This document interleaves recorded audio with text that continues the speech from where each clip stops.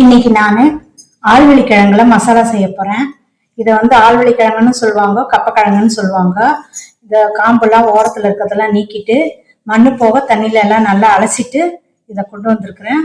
இப்ப அடுத்து என்ன செய்யறதுன்றத பார்க்கலாம். இப்ப நம்ம ஆவியில வேக வச்சுக்கலாம்.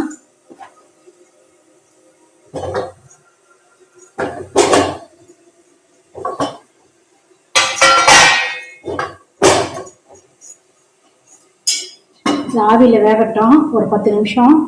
நம்ம அப்புறம் பார்க்கலாம். கிழங்கு வந்துருச்சான்னு பார்க்கலாம். கிழங்கு நல்லா வெந்துருச்சு பாருங்க, வெடிச்சிருக்கு பாருங்க. இப்ப எடுத்து ஆற விட்டுறலாம். நல்லா வெடிச்சிருக்கு பாருங்க, மாவாட்டம் இருக்குது. தோலெல்லாம் நீக்கி வச்சிருக்கேன். இதை அப்படியே கட் பண்ணிக்கலாம் பொடிசாவும். அப்பதான் தாளிக்கிறதுக்கு நல்லா இருக்கும்.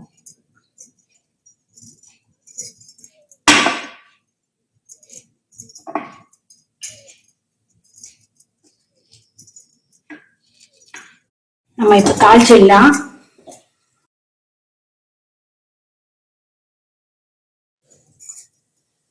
எண்ணெய் காயட்டும். எண்ணெய் காஞ்சிச்சு, கடுகு போடுறேன்.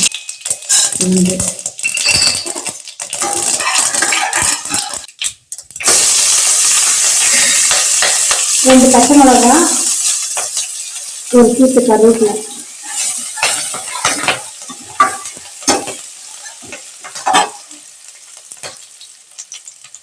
கொஞ்சம் மஞ்சள், தேவைக்கேற்ப உப்பு போட்டுக்கோங்க.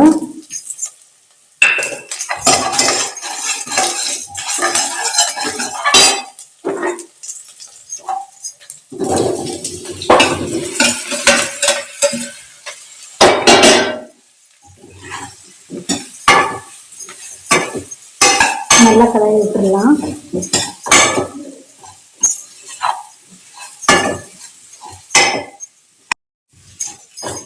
இப்போ தேவைக்கேற்ப தேங்காய் போட்டுக்கலாம்.